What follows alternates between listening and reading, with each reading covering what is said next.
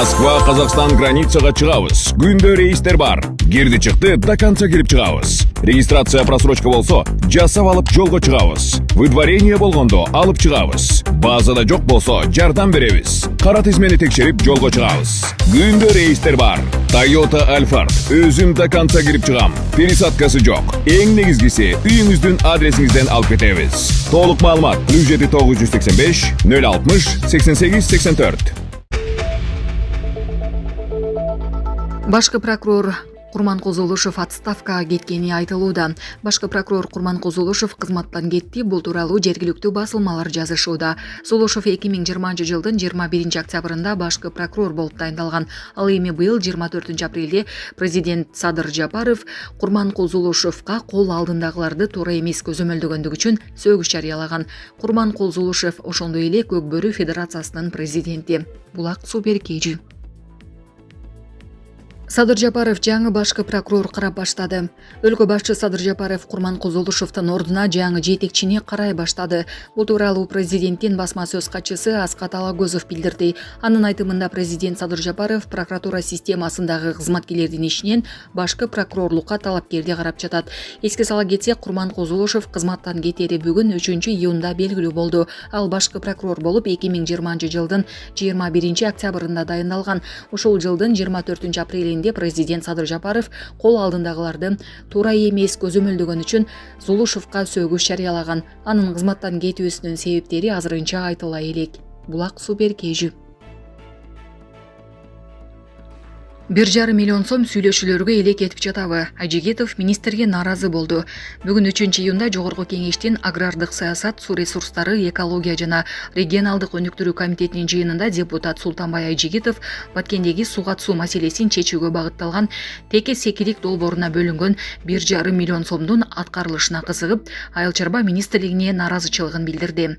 Ал министрликти сүйлөшүүлөрдү жүргүзүүнү билбейт деп айыптап, бөлүнгөн каражат кайда жумшалып жаткандыгына кызыкты.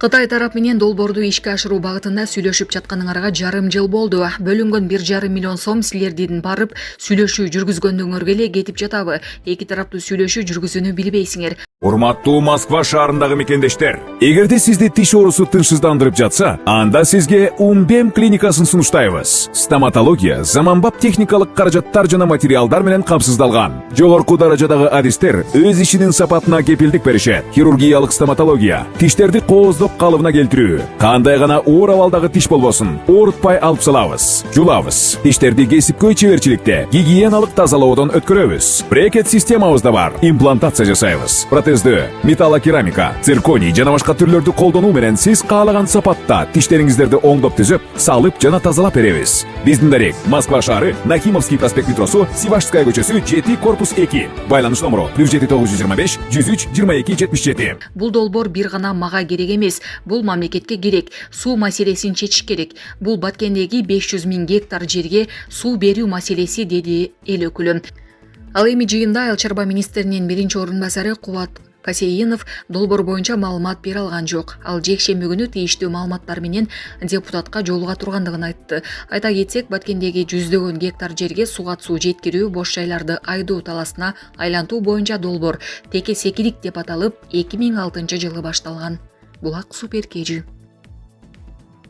Индияда ысыктан улам жапайы жаныбарлар эс учун жоготууда. Индиянын Дели шаарындагы катуу ысыктан адамдар каза болуп, маймылдар баш болгон жапайы жаныбарлар эс учун жоготуп жыгылышууда. Бул тууралуу BBC жазды. Андагы маалыматка ылайык 29 майда Делиде рекорддук ысык +52,9 градус болуп катталган. Ысыктан шаардагы канаттуулар менен жапайы маймылдар эс учун жоготуп жатышат. Мындан тышкары сууну керектөө абдан көбөйгөн. Мындан улам борбордук коомдук суу бөлүштүрүүчү пункттар уюштурулган. Өлкөнүн айрым аймактарында сабактар токтотулуп, көчөлөр бош, дүкөндөр жабылып, эл сыртка чыкпоого аракет кылууда. Аба ырайынын өтө ысык болушу ондогон индиялыктардын өмүрүн алып кеткен. Такыраак айтуу кыйын, анткени Индия өлкөдө ысыктан каза болгондордун жалпы санын жарыялабайт. Өлкөдө муссон мезгили келгенге чейин апрель, май жана июль айларында дайыма катуу ысык болот, бирок акыркы жылдары ысык кескин күчөдү. Ал эми быйылкы жылдын ысыктыгы мурунку бардык рекорддорду жаңылоодо. Булак Суберкежи. AQShnын Огайо штатында 2-июнга караган түнү болгон ок атуудан бир адам каза болуп, кеминде 24 киши жаракат алды. Ок атышуу Огайо штатынын Акрон шаарында болгон. Жергиликтүү жалпыга маалымдоо каражаттарынын маалыматына ылайык, окуя болгон жерден ондогон гильзалар жана курал табылган. Кармалгандар жана шектүүлөр тууралуу маалымат жок. Акрон полициясы жаракат алгандардын айрымдарынын абалы оор экенин билдирди. Атышуунун себептери жана кол салгандардын тег жайы тууралуу да азырынча эч нерсе айтыла элек. AQShда курал жаракка көзөмөлдү күчөтүү боюнча талаш тартыштар жүрүп жатат. Былтыр эле өлкөдө адам өлүмү менен аяктаган 40ка жакын ок атышуу окуялары катталган. Булак Азаттык. Жээнбековдун макамын алуу боюнча кол топтоо дээрлик аяктап калганы айтылды. Жогорку кеңештин депутаты, элдик депутаттык тобунун төрагасы Акылбек Төмөнбаев Сооронбай Жээнбековду экс-президент макамынан ажыратуу боюнча депутаттардан кол топтоо аяктап калганын билдирди. Бул тууралуу ал 27 майда Азаттыктын суроосуна жооп берип жатып айтты. Президент премьер-министр болуп отургандагы мыйзам бузууларын тактап, кагаздарын баарын топтоп атабыз. Кол топтоо иштери бүтүп калды. 2020-жылы пандемия учурудагы келген каражат жана ал киши премьер-министр болуп турганда Бишкек жылуулук электр борборундагы жарылуу боюнча кагаздарды топтоп бүтүп калдык, деди ал. Акылбек Төмөнбаев Жогорку кеңештин 28 февралдагы жалпы жыйынында Сооронбай Жээнбековду экс-президент макамынан ажыратуу демилгесин көтөрүп, депутаттык комиссия түзүү сунушун берген. Булак Назар News KG. Мексиканын тарыхында биринчи жолу аял киши президент болуп шайланды. Мексиканын тарыхында алгачкы жолу президент болуп Мехико шаарынын мурунку мэри Клаудия Шейнбаум президент болуп шайланганын чет элдик басылмалар кабарлады. Алдын ала жыйынтыктар боюнча Шейнбаум 56%, сенатор Ксочитл Галвес 30% добуш алган. Мексиканын улуттук шайлоо институту жакынкы аралыкта акыркы маалыматтар менен бөлүшө тургандыгын билдирген. Мексиканын учурдагы президенти Лопес Обрадор мыйзамга ылайык экинчи рет шайлоого катыша албайт. Ошондуктан ал Клаудия Шейнбаумду колдогон.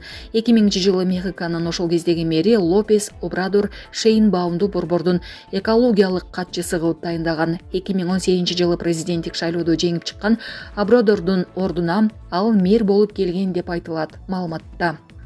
Бул шайлоо өнөктүгү трагедиялык окуялар менен коштолду. Анткени жарандар 2-июнда Мексикада президентти гана эмес, штаттардагы губернаторлорду, эл өкүлдөрүн шайлаган.